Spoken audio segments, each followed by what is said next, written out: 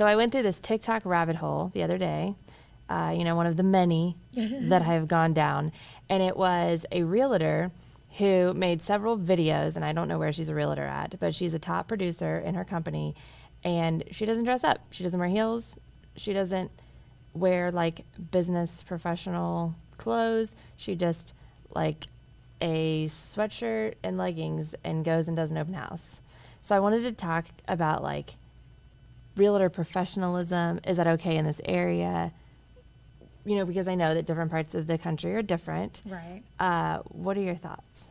Oh, Is it a generation thing? my thoughts? It is something that has always been talked about. So it definitely comes into generations, right? So real estate's been around for 115 years in our country, in our area specifically. Somebody who's been in it for 5 years is going to look at the newbie and be like, well, are they dressed right? Different styles, right? Especially when you start talking about a 10-year difference, that there is a difference in what is expected.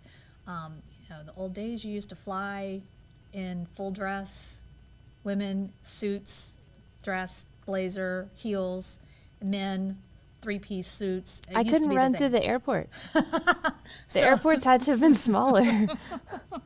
It was more of an elevated feel, right?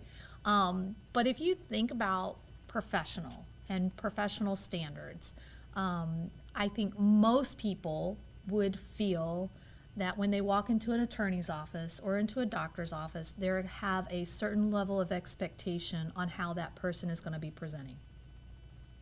Well, if I'm a professional realtor and I want to be thought of in that same level, then I'm going to hold myself to those higher standards, and I'm going to dress appropriately for what I'm doing and the people that I'm meeting and the business that I'm doing.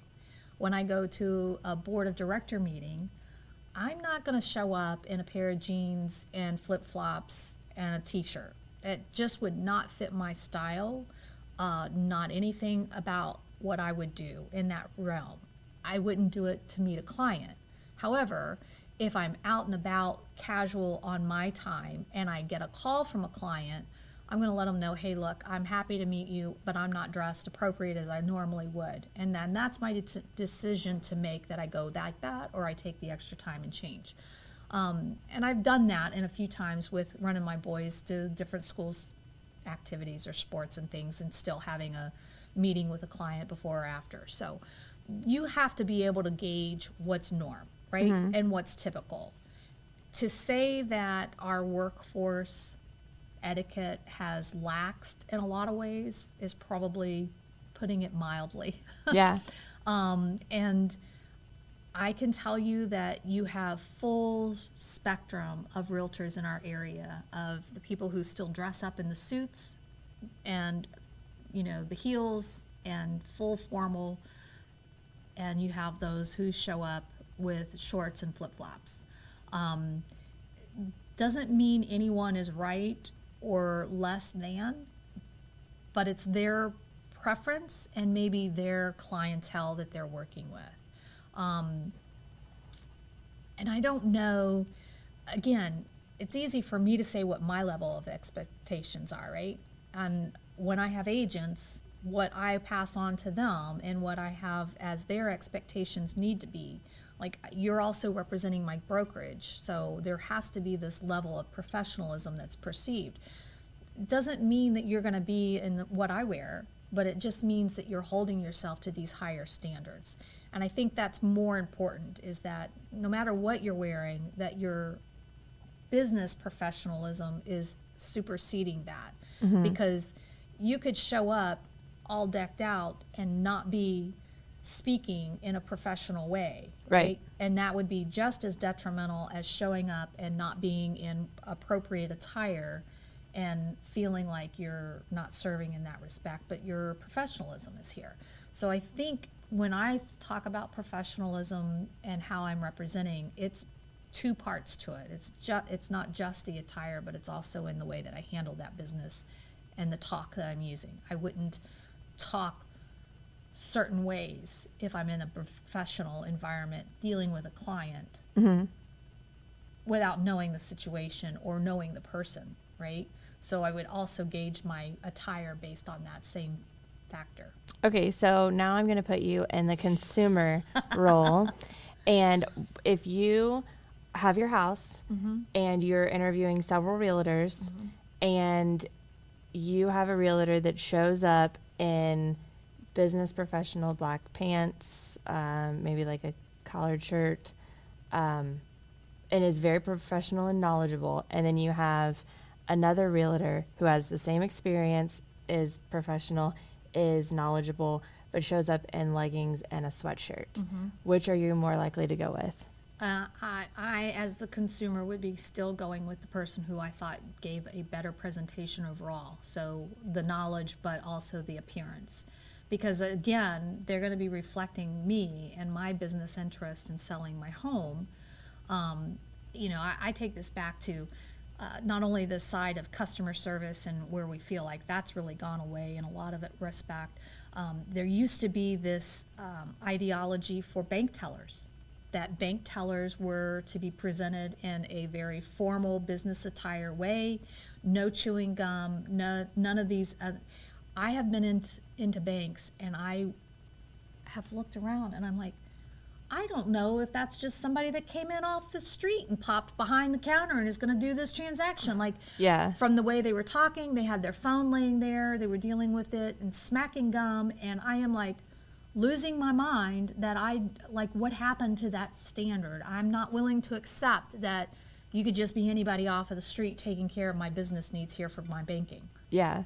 So I kind of see it in the same way. Yes, has overall the business attire laxed in a lot of ways. You know, people started off with having jeans on Friday. Now it's jeans anytime. I don't have anything against it. It's just what my particular preference may be. And, you know, I think that, I mean, I remember going to high school and always feeling like I was more dressed up than anybody else. But that was just me. Yeah. Doesn't mean I was any better than anybody, but it was just how I felt comfortable. But again, I also represent a profession that I believe in and that I think should have higher standards, especially for the financial aspect that we're dealing with for the consumers. And if I liken that to, I go into an attorney's office and he's in gym shoes and pair of shorts, I'm like, did you forget I was on the schedule? Right. I think attorneys are a little different, though, because the court sets a standard. And if they're going into court, then they're dressed. Yeah. They have certain requirements. So we don't have something like that. But the consumer public is basically our court, right? Yeah. You get to tell me if, you know, and when I refer somebody, I'm referring somebody that I have experience with to a client that I'm working with. And I've had clients who have called back and said, yeah, that's not a good fit, you know. And again, how you show up and how you represent yourself, that's your first impression. So how do you want that to be when you're dealing with somebody's largest financial asset? Right. I think that's the question for people to answer. Yeah. I also think, though, that's your answer differs from mine, and I think it's generation where mine, I really wouldn't care if somebody showed up in like leggings and a sweatshirt. Yeah. If I connected with them more, that's who I would pick, not off of how they looked. Now, if they looked homeless, you know. Yeah, but that first impression, I think goes a long way, you know, and if that tone is set in a different way, and so let's say you have 5 agents that are going to come for that interview, and 4 of them are dressed appropriately in business attire, you know, showing up, and all same skills, right? But then you have this 5th person that shows up, as you said, with the leggings and the sweatshirt. I think you probably swayed unintentionally because more represented in one way versus the one who didn't. But I look at it like those 4 could be like kind of stuffy, and people don't really like connect with them as much as this 5th person that you know could be your best friend. I don't know that anybody's called me stuffy. I'm not calling you stuffy. I'm just saying. No, I get it. And it is definitely, which is why, the people, and I've said some friend of mine who shorts and flip-flops, and they come back really quickly, and it's like, my clients are happy with how I show up. They know I'm there for them. And that's fine. You got to own what you're doing. Yeah. And that, I think, is coming from the confidence, right? From the experience. So if you know your business, you know the people that you're dealing with. I would be mortified to run into to a client when I'm out just doing my grocery shopping or something where I really don't pay attention to what I'm looking like, right? Yeah. I would be mortified to run into somebody that I would work with in a different way. In that professional manner, I wouldn't want it. Yeah. But other people, they just go with it, and it is what it is. Business is there. Yeah. I think with social media now, people see you a lot more than just the days that you're dressed up. Sure. So I think that's kind of made it a little bit more acceptable. Right. And to the opposite of that, when you watch the reality shows and people are all glammed up, and the hair and the makeup and the heels and the designer I don't clothes. know how they do some of the aspects of their job. Exactly.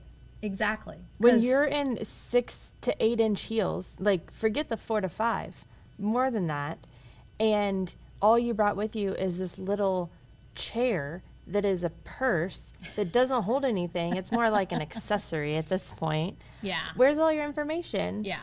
And what if you have to like get and turn a water main off or Yeah, something? yeah. Like, how are you really able to do your job on that? I would judge somebody that is dressed like that more than I would judge somebody who is ready to like get dirty and fix what a they plumbing need to, issue, for sure. if they needed to. For sure. And I know when I watch these shows, it's almost comical because you're like, oh my gosh, how many hours did you spend before you went out? Now, obviously, they're doing this for production, Yeah.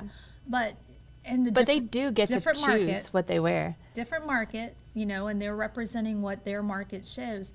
I have said I would never be an agent in Beverly Hills because I don't have the time or inclination to do all that. Yeah. Just to go do this. So I guess this is kind of different on where you are in the country too. Sure. I had a friend who her cousin was a realtor in California, and she said that, she is the brand. So it's nails are always done, hair is always done. Don't go out of the house without looking Done. done. And I just don't feel like that is the same Midwest standards. Right. at Well, all. and that again is region, right? Region specific. I mean, if you were in New York, Yeah, now we have the New York reality shows on Netflix Yeah. that are literally mimicked, and Miami Yeah. also, so it's kind of like a triangle. But those people are some of the same buyers in those areas. They live in New York and they live in LA, like part-time. Yeah. Well, I think it's funny because obviously a lot to be said for Midwest values and everything. But again, it comes down to the professional standards and how you're conducting the business for the individual, for the clients, and knowing that that's the focus. When we start talking about safety, if I'm wearing 6-inch heels, I'm not going to be able to run or get away. I might be able to use it as a weapon, but I mean, Yeah. that would be the only advantage. Yeah. But otherwise, I got to put signs in the yard. I have to be able to address when there's home inspections. I'm going to be there for 3 hours. I don't want to walk around like that. I'll be dressed different when that's the function I'm doing. Yeah. And I think you take all of that into consideration as you're going out and presenting yourself.